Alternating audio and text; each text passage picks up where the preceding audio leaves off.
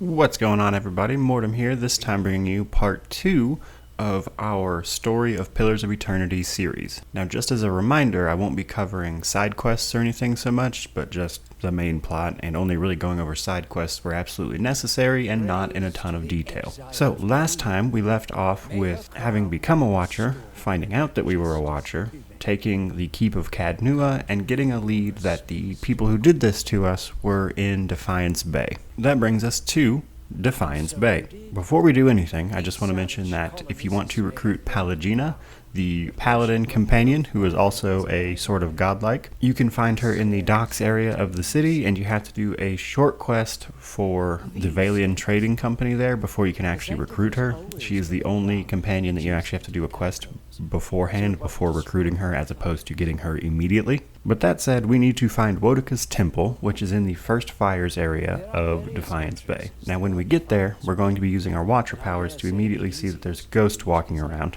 and using our Watcher powers, if we speak to this ghost and his soul, it will basically explain to us that the Temple of Woedica was burned down. And if you ask it the appropriate questions, it'll tell you that the basement area of the temple is still in place, but you can't get there because there's a pile of rubble over it, though the ghost doesn't seem to actually know that. He does, however, tell us that you can probably still access it from the catacombs area, which is just adjacent to the temple's basement. So now we need to go to the catacombs. We'll find the catacombs in the Copper Lane district of Defiance Bay, the entrance anyway, and then we need to make our way through the catacombs to the other side where we will find the temple basement area. Now right as we step in, we're going to see a vision of the robed man we saw earlier, talking to seemingly a new recruit about why they chose to join the Leaden Key. Now if we move forward just a bit, there's actually going to be guards. Now they're going to stop us. This can go one of a couple ways.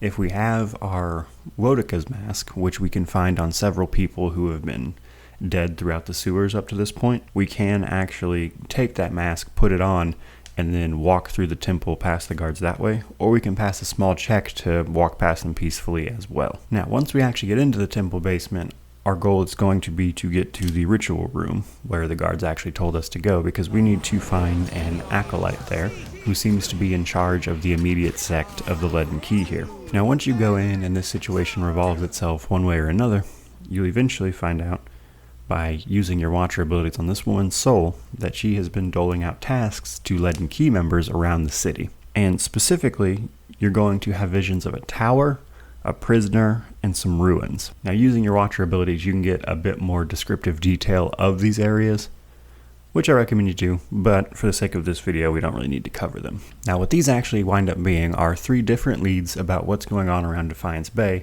and what we need to do to keep tracking down the Leaden Key here. Now the easiest one to start with is actually the prisoner vision. And through that dialogue, we can find out that there seems to be a prisoner by choice in some insane asylum of some sort. Now, if you do some walking around and exploring, you're eventually going to find the sanitarium in Brackenbury, which is a district of Defiance Bay. And the sanitarium is where they take people who have suffered from things like awakenings, which we also learned from in Act 1, where previous lives are bursting through them and they're driving them slowly insane. So the sanitarium deals with things like that, as well as studying animancy. Animancy being the science of the soul, which we also discussed in Act 1. So once we enter the sanitarium, we can actually talk to the big statue, which seems to be inhabited by the old head warden's soul. So once we talk to this guy, he'll tell us that we are free to ask around if anyone knows about this prisoner of the Leaden Key, because apparently in the past they've had issues with the Leaden Key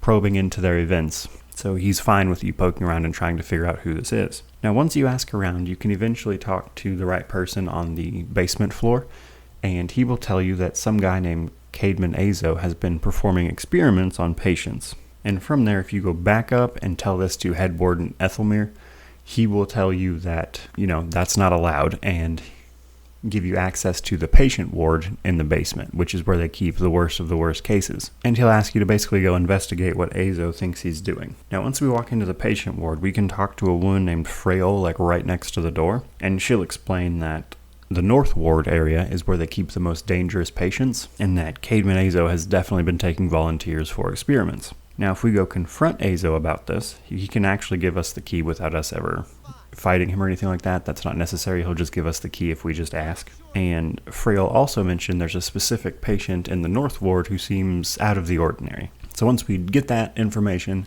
get the key from Azo, we can head to the North Ward where they keep the dangerous patients and talk to a guy named Uskrim at the very far end. Now from this, we use our Watcher's ability to immediately figure out that someone is possessing this man, that the soul we are talking to does not belong to the body that it is in, and it is none other, again, through our Watcher abilities, we can tell that it's the same person who caused us to become a Watcher and our soul to awaken at the very beginning of the game. We learn two more important things from this conversation, and that is that, for whatever reason, this man is deliberately trying to discredit animancy through influencing Cadman Azo's experiments and making animancy look bad through them, and also that the man who did this to us is able of possessing people's souls in a weird way. From this, there's a short conversation that follows once we get all this information through our Watcher abilities, and then we're basically immediately turned on by all of the patients in the ward because the guy possessing this man jumps into all of the other guards and things and forces them to attack us. Now we need to fight our way out of this or just escape in general, and then we can go back upstairs and talk to the warden statue again. He'll basically thank you for getting the lead and key operations under control, and you can choose whether or not to have Cadman Azo ousted for his experiments on patients. Once we leave, we are going to be receiving a messenger from Hadrit House. So this actually happens regardless of which lead you followed up on first.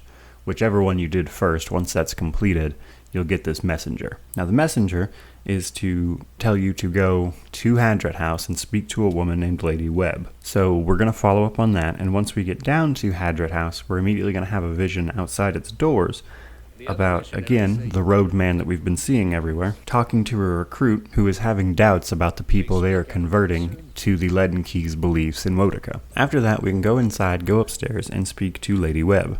It becomes immediately apparent that Lady Webb is a cipher of some renown. Ciphers being people who can dabble in mind magic, basically. They're not psychic, but they can read people's minds. Now, from this conversation with Lady Webb, we actually learn quite a bit. She also has a vested interest in disrupting the Leaden Key's actions, and she also can tell us the name of the man that we are actually after. His name is Theos Ix Arcanon. Apparently, he actually founded the Leaden Key over 2,000 years ago. He is incredibly old because he keeps being reincarnated because he is one of what is called Wodica's favored.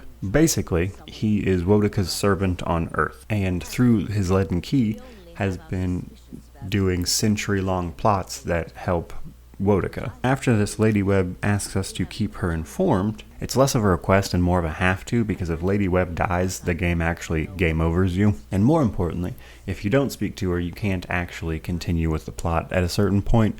So again, it's less of a request and more of a have to. And I'll admit this part feels a little shoehorned in compared to the absolute rest of it, which is, for the most part, pretty free and open about how you approach things. From here, we are going to follow up on the tower lead. Now, the tower lead is also actually in Defiance Bay, so it's the next most logical one to follow up on. And basically, we need to go to Heritage Hill. Now, Heritage Hill is a district of Defiance Bay that has been quarantined off because the dead are rising and attacking people inside of it. So in order to get in there, you need to find a way past the guards. You can bribe them, or you can get in good with the Knights of the Crucible, or do a side quest for the Knights of the Crucible, who will then just let you in the door. Heritage Hill is crawling with undead, but what we're looking for here for the main story is a big tower, which is on the western side of the map. Now, once we fight our way to the top of this tower, we're going to meet a man named Aldhelm. Apparently, and we could have learned this through the research notes we picked up on our way up, Aldhelm was employed to be doing research on this tower, because it was clearly some sort of ancient machine and they would like to know what it does. However, after the 11th day of studying it, the tower was activated by seemingly a road man who was in the vicinity. They don't know that he activated it, but they did see him running around. And for whatever reason, this giant machine seems to have turned the district into undead. It killed them, but then basically trapped their souls in place, so even though they're dead, their souls can't move on, and their bodies slowly rot. And if they don't kill and eat people, they pretty quickly go insane. Aldhelm is up here trying to turn the machine off somehow, but he doesn't know the proper Nguithan language in order to do it. However, he does know someone that does. There is another undead woman in the district named Acantha who should be able to tell us how to do this, and he asks you to go find her. Now at this point you can kill all Telma if you would like. So from here we go back down through the tower into the Heritage Hill district, and we need to find Acantha's house. Now once we get in there, it turns out that Acantha is also an undead person, of course, and is actively killing people to maintain her sanity. She's pretty freely giving you that information, by the way. It's not really a secret. But more importantly, she is a master of the Nguithan language runes, which are all over the machine. And basically we can convince her to help us by explaining the proper runes that we need to shut down this machine should we choose. Talk to her enough and she'll eventually give you the code. Now interestingly, before we move on, Acantha mentions that it's possible that this tower here in Heritage Hill was actually a mistake when it was built by the Nguithans, like most of these ancient towers seem to be, because there's actually more of them throughout the Deerwood area here. But for whatever reason, this tower specifically that the Nguithans built actually just traps souls in place, whereas all the other towers that we've seen like this and that Acantha has seen are actually designed to move souls, not just keep them trapped in place like this one. And Acantha's theory is that this might have just been a trial and error thing by the Nguithans, like they had to get their knowledge somehow. Maybe this tower was actually just not working as intended and was like an early experiment when they were making these machines. Either way, once we have this information, we can head back up to the tower and either end or overload the machine and basically turn it off one way or the other. And once that machine is off, it resolves the Heritage Hill main quest. Now, for our last lead, which was the ruins that we saw in our vision, we need to actually leave Defiance Bay. And on our way, we will be headed to Deerford Village to see if anyone there knows anything about some ruins nearby that might actually be what we're looking for. This is actually where you can pick up the last two companions. You will pick up a guy named Haravius on the way there to Deerford, and you will pick up the last companion, Grieving Mother, in Deerford. These are, of course, just the base game companions. There are more in the White March, but we're not covering that. Now, once we get to Deerford, if we go into the church that is almost immediately on top of us right as we walk into the area, we can talk to a priest there, and if we give him the right answers, he'll tell us that there is a ruins nearby called Cleoban Relog, and that is clearly where we need to go. So once we leave Deerford, we can head up to Cleoban, which is being guarded by members of the Glanfathan tribe. And if you remember from the start of the game, the Glanfathans are known to kill anyone who trespasses on these old ruins, because as far as they're concerned, these old ruins are their business. So you can either kill the Glanfathans protecting it, or you can sneak in through a side route. And we're going to have to do some exploring, but the goal here is to find the machine at the heart of the ruins, because once we get there, we see that once again it is one of these machines that keep cropping up. The one that was activated at the start of the game that gave us our powers and also caused our soul to awaken, and the one we just saw on Heritage Hill that trapped all the souls there. Now we can learn from a dead acolyte of the Leaden Key here that these soul machines are being activated to actively cause the Hollowborn Crisis. So that's a huge plot reveal that the Leaden Key is actively using this machinery to prevent the souls from entering the children that are being born Hollowborn.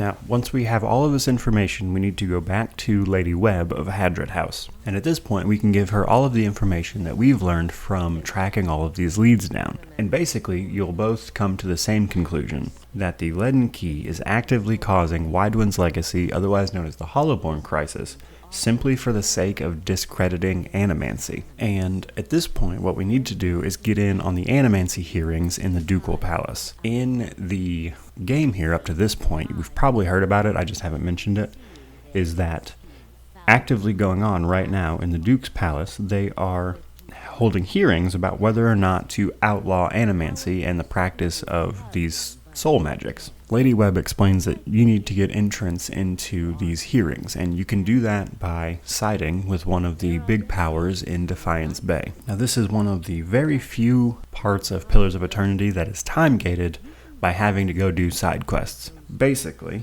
you need to go to one of these three big powers in Defiance Bay, do up to 2 quests for them, if you haven't done them already up to this point, and get in their good graces. Those factions are the Crucible Knights, the House Dominel, and the Dozens. Now the Crucible Knights are actually studying animancy and how to turn them into like forged soldiers. House Dominel is also pro-animancy, and they are a criminal organization, actually, trying to expand their family's influence. And then the Dozens are actually just a military group who are very anti-animancy. Now, truth be told, it doesn't actually matter what you side with. Like, it's not going to change the next part in any way.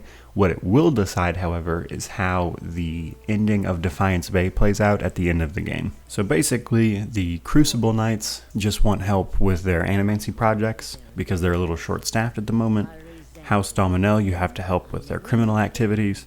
And the Dozens requires you to steal some stuff from the Crucible Knights and then do a couple missions for them. Because again, they're a mercenary group.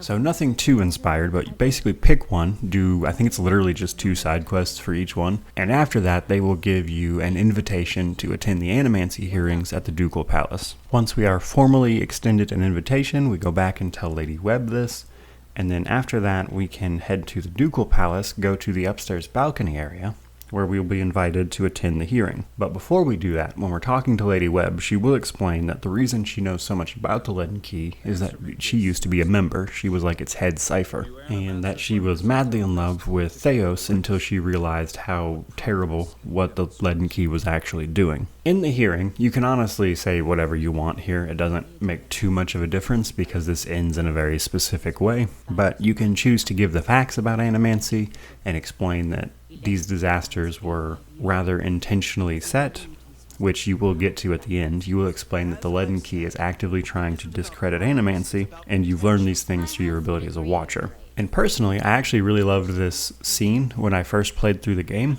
because it gives you a lot of chances to explain either for or against animancy. However, ultimately, none of it actually matters because of the huge plot point that's about to happen. After this hearing wraps up and you give your opinion on whether or not animancy should or should not be outlawed, Theos walks into the room, uses his possession power to possess the head animancer in the room, and uses that animancer to assassinate the Duke right there. Obviously, this sets the city into chaos. As you're escaping, you have a run-in with Theos.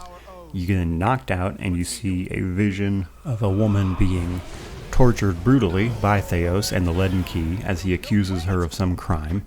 And then when you wake up, you're still in the palace and you need to get out of here. So once you walk outside, full-blown riots have started. And you need to head down to the Hadrit house to speak to Lady Webb about everything that just happened. Now, once you get to Lady Webb, you actually find her corpse. And if you use your Watcher abilities to read her soul, it explains that Lady Webb used her final moments to trick Theos into saying that he is headed for the city of Twin Elms, which is a Glanfadden settlement. And then, after this, Theos promptly murders Lady Webb. But Lady Webb, again, knowing that you're a Watcher and can read souls, knew that you would find her body, and then could read her soul to find out what Theos' next move was. So after he has basically successfully discredited animancy, and the city is actively rioting and killing animancers in the street, you can escape to chase Theos down to wherever he's headed in Twin Elms, which is our only lead. And this is the end of Act 2 of Pillars of Eternity. In this act, we came to Defiance Bay looking for the Leaden Key. We found them, learned what they were up to. Unfortunately, they succeed in that plot rather thoroughly. And then we have to escape Defiance Bay to track Theos down